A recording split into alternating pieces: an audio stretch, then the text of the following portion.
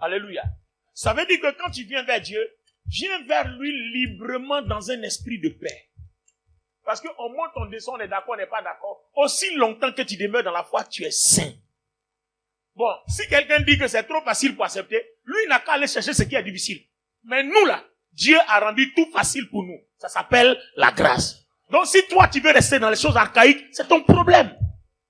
Mais nous, on a compris que les choses sont simples. On dit, on monte, on descend, on est d'accord, on n'est pas d'accord. Nous, on est saints.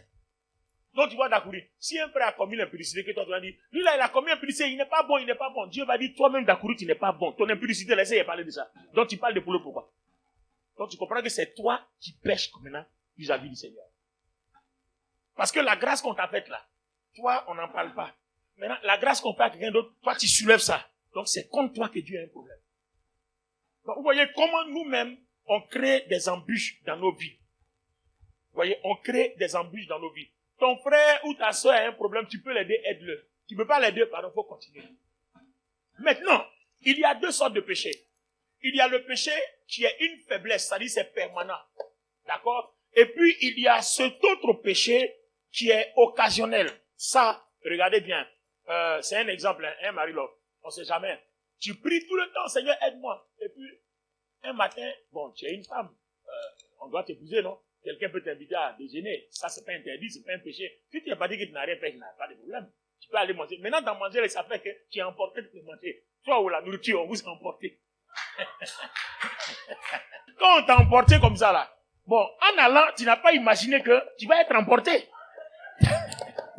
Toi, pour toi, tu allais juste pour manger, ce qui n'est pas un péché. Attends, je suis une femme, non? Pour que quelqu'un me dise je t'aime là, pour qu'on mange au restaurant, c'est pas un péché, on peut aller manger, mais seulement, faut pas qu'après manger, on fasse emporter. D'accord? Faut pas qu'après manger, on fasse emporter. D'accord?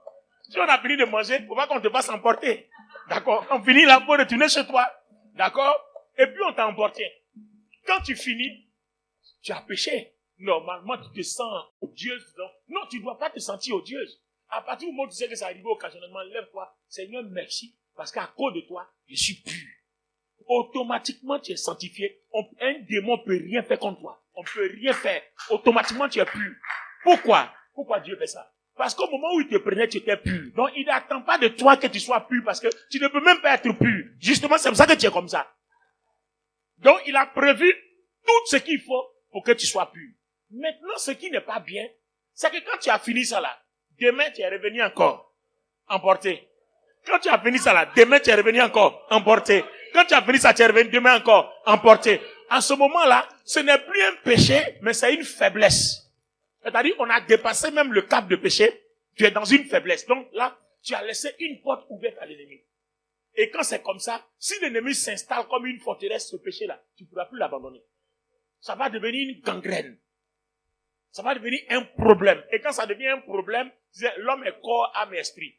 Or, Dieu, on sait que dans Romains 8:6, il y a deux sortes de mondes. Il y a les pensées de la chair. Et là, on dit d'aimer Dieu de toute ta pensée. C'est-à-dire dans ton cœur.